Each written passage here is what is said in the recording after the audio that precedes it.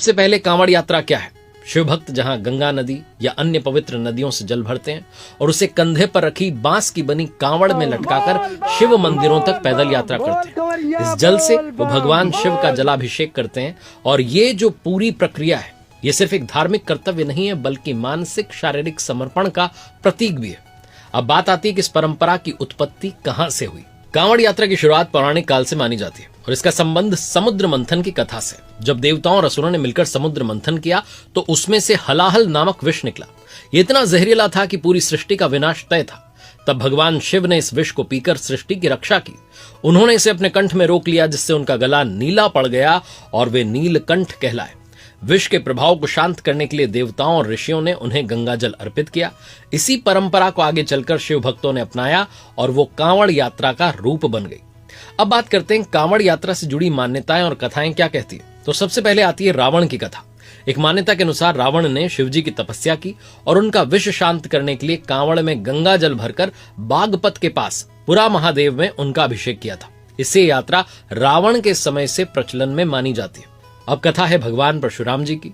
कहा जाता है कि सबसे पहले कांवड़ यात्रा पर जाने का श्रेय भगवान परशुराम जी को दिया जाता है। उन्होंने गढ़मुक्तेश्वर से गंगा जल लाकर पुरा महादेव में शिवलिंग का अभिषेक किया था। एक और बड़ी प्रसिद्ध कथा है कि भगवान श्री राम ने बाबा बैद्यनाथ धाम देवघर में शिवलिंग का जलाभिषेक किया था। इस कारण से उन्हें भी कांवड़ यात्रा का आदि रूप माना जाता है।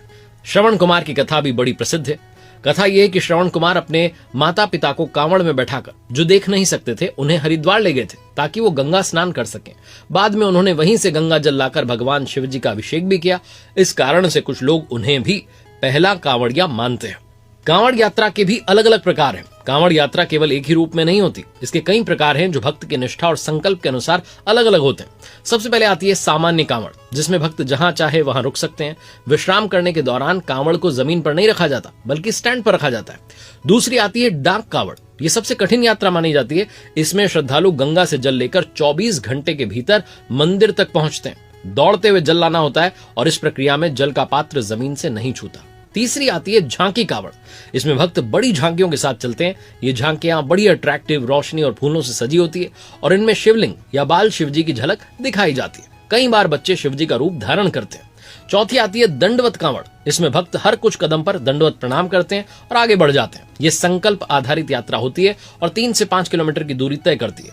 पांचवी आती है खड़ी कांवड़। ये सबसे कठिन यात्रा मानी जाती है क्योंकि इसमें कांवड़ को गंगा से लेकर मंदिर तक एक भी बार धरती पर नहीं रखा जाता। आमतौर पर यह यात्रा जोड़े में की जाती है और भक्त इसे पूर्ण निष्ठा के साथ निभाते हैं।